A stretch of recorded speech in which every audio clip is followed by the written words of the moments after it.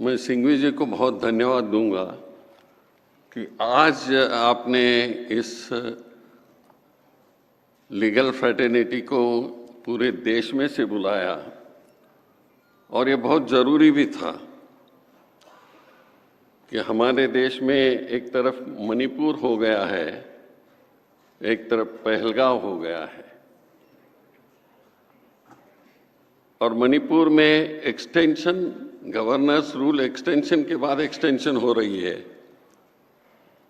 पहलगाम में इतना हल्ला होने के बाद उधर कुछ टेररिस्ट पकड़े नहीं गए और ऐसे इसमें ये सम्मेलन इस देश की जो युवा पीढ़ी के हमारे लीगल फ्रेटर्निटी के लोग हैं उनको विचार करने के लिए यहाँ बुलाया है। तो मुझे याद आ रहा था अभी कि गीत था, हम बचपन में सिनेमा देखते थे, कवि प्रदीप का था, इस देश को बड़े संभाल के लाए हैं हम तूफान और किश्ती से, और इस देश को संभालना अभी आप लोगों को है। इस तरह का प्रदीप का एक गीत था। ये जो कठिन था, अभी तक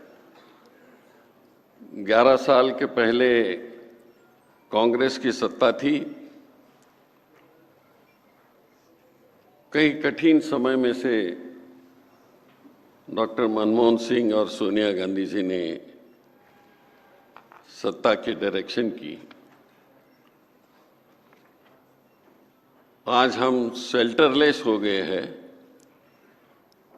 लेकिन शेल्टरलेस हो गए तो भी डरने की कोई बात नहीं है। हमारे को अपने खुद पे पैर पे खड़ा रहना होगा और एक एक कदम चल के हमारे डेमोक्रेसी को प्रोटेक्ट करना होगा।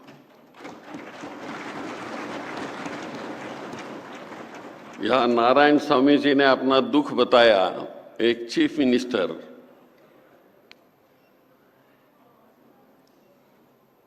जिसको कॉन्स्टिट्यूशनल पोजीशन है, लेकिन उस पर गवर्नर ने जो अन्याय किया वो यहाँ बता रहे थे। इस देश में कभी नहीं हुआ था और न होना चाहिए कि कॉन्स्टिट्यूशनल प्रोटेक्शन इस देश में नहीं रहेगी तो कल यहाँ हमारे देश में जो दलित है, आदिवासी है, माइनॉरिटी वाले हैं, कहाँ चले जाएंगे। एक तरफ एक विचार आएगा तो उसी विचार से देश चलेगा। हमारे को इसके बदलाव करना ही होगा और ये बदलाव करने में हम कॉन्स्टिट्यूशनल राइट से हम चलना चाहते हैं। हम अनकॉन्स्टिट्यूशनल रास्ते पर नहीं चलना चाहते हैं।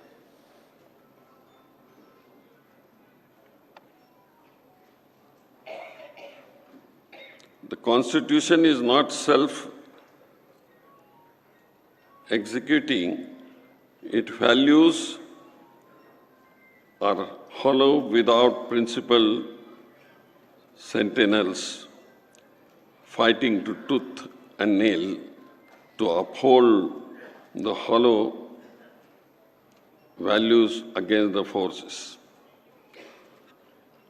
ये साथियों, पंडित जवाहरलाल जी ने कहा था कि ट्रिस्ट विद डेस्टिनी में उन्होंने स्पीच जो दे दिया था तो उन्होंने कहा था कि ambition of the greatest man of our generation has been to wipe every tear from every eye. जो हमारे फोर फादर्स है, जो उन्होंने स्पेसिफिकली अपने स्पीचेस में कहा था कि ये आँख में से जो पानी निकलता है उसकी हम जब तक फिक्र नहीं करेंगे, विचार नहीं करेंगे, देश हमारा आगे बढ़ नहीं सकता। ये बात उन्होंने उस वक्त कही थी। और आप सब इंटरप्रीटर्स ऑफ लॉ हो और इस लॉ के इंटरप्रीटर राइट वे करना होगा, गलत नहीं करना होगा।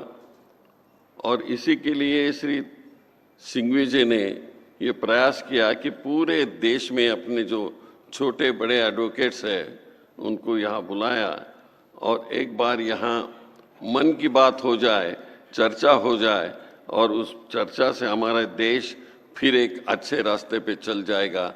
इस प्रकार की भावना उन्होंने रखी है। मुझे सिंघवी जी को धन्यवाद देना है कि ऐसे बहुत कम लोग होते हैं जो उनको भी सरकार में तकलीफ हो गई लेकिन वो डट के रहे और अपनों को सब काम में लगाए, देश बचाने के कार्यक्रम में वो लगाए हैं। इसके लिए उनको धन्यवाद देता हूँ।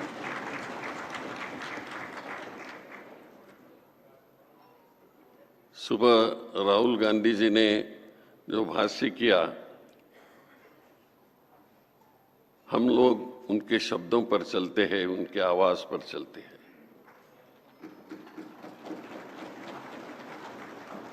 और हमें सत्ता आज नहीं कल आएगी, उसकी कोई फिक्र नहीं हमें, लेकिन हमारी कॉन्स्टिट्यूशन सेफगार्ड होना चाहिए। डॉक्टर बाबा साहब आम्बेडकर ने सबके लिए जो ये ज्ञान दिया है, या अच्छे रास्ते पे चलने का एक रास्ता बताया है, उसको प्रोटेक्ट करना होगा। और मुझे पूरा विश्वास है कि ये सब हमारी लीगल फ्रैटर्निटी, पूरे देश में की लीगल फ्रैटर्निटी आज उसको प्रोटेक्ट करने के लिए तैयार है। सिंघवी जी, मैं आपको धन्यवाद देता हूँ कि आपने अच्छा टॉपिक निकाला। कभी कभी ऐसा होता है कि जहाँ जरूरी है वो टॉपिक नहीं करते हैं, लेकिन आज ऐसे वक्त आपने ये टॉपिक निकाला। देश की इसकी ज़रूरी है, लोगों को ज़रूरी है, इसका विचार मंथन होना चाहिए और देश आगे चलना चाहिए। स्वतंत्रता पूर्व में जो हो गया था उसी का ये रास्ता है और मुझे पूरा विश्वास है यही हम सब लोगों की इच्छा रहेगी तो जल्द ही हमारी सत्ता यहाँ आएगी। इसमें मेरे दिल में कोई अविश्वास नहीं है। मैं आपको धन्यवाद देता हूँ। मुझे सुबह सुबह बताया मुझे आना होगा, लेकिन ये हम लोग तो कांग्रेस वाले कब भी तैयार रहते हैं, हम डरते नहीं।